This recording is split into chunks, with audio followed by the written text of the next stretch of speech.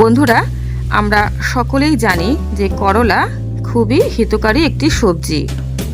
তবে সব ক্ষেত্রেই যে করলা হিত করে থাকে তা কিন্তু নয়। কিছু কিছু ক্ষেত্রে করলা অপকারও করে। আজকে আমরা করলার অপকারিতা সম্পর্কে বিস্তারিতভাবে জানব। যাদের কিডনি এবং লিভার খারাপ আছে তারা করলা না খেলেই ভালো, যদিও খান অতি স্বল্প পরিমাণে খাবেন। আপনারা যদি অত্যাধিক করলা খেয়ে ফেলেন তাহলে কিন্তু আপনাদের সমস্যা আরও বৃদ্ধি পাবে। ডায়াবেটিস পেশেন্টদের পক্ষে কিন্তু করলা হিতকারী, কিন্তু অত্যাধিক পরিমাণে খেয়ে ফেললে অহিতই হবে, হিতের চেয়ে বেশি। তাই ডায়াবেটিস পেশেন্টরা করলা খাওয়ার সময় সতর্ক থাকবেন, যাতে বেশি পরিমাণে কখনোই খেয়ে না ফেলেন। যাদের মাসেলস খুবই দুর্বল তারা করলা থেকে দূরেই থাকবেন, না হলে কিন্তু আপনাদের মাসেলস আরও দুর্বল হয়ে পড়বে।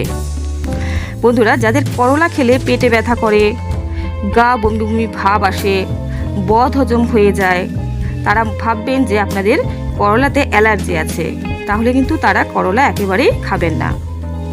আপনার শিশুটিকে করলা খাওয়ানোর আগে একটু ভেবে চিন্তে খাওয়াবেন, কারণ কিছু কিছু ক্ষেত্রে শিশুদের করলাতে প্রচণ্ড অ্যালার্জি আছে।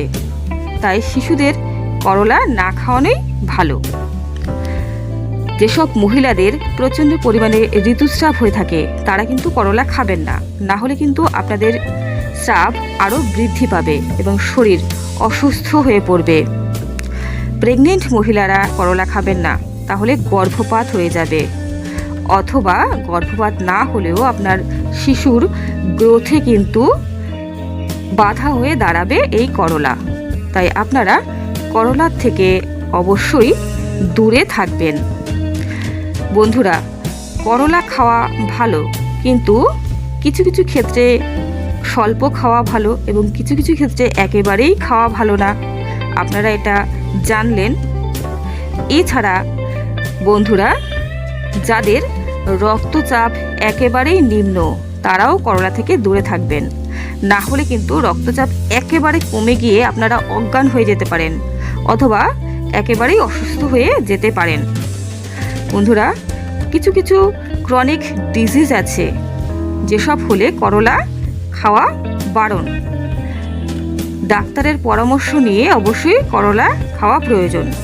অনেকেই খালি পেটে করলার রস সেবন করে থাকেন, তবে আমি বলবো খালি পেটে যদি প্রত্যেক দিন করলার রস খেতে থাকেন তাহলে কিন্তু আপনারা বিভিন্ন সমস্যায় পড়বেন। সপ্তাহে একদিন বা দুদিন খান, সেটি ঠিক আছে, কিন্তু প্রত্যেক দিন কখনোই খাবেন না। তবে খালি পেটে করলার রস খাবার আগে একবার যদি ডাক্তারের পরামর্শ নিয়ে নেন তাহলে কিন্তু ভালো হয়। বন্ধুরা, আমার চ্যানেলটিকে অবশ্যই সাবস্ক্রাইব করে রাখুন নিয়মিত গুরুত্বপূর্ণ আপডেটগুলো পাওয়ার জন্য। সকলেই ভালো থাকবেন এবং করলা আপনারা খাবেন, তবে বুঝে শুনে। নমস্কার।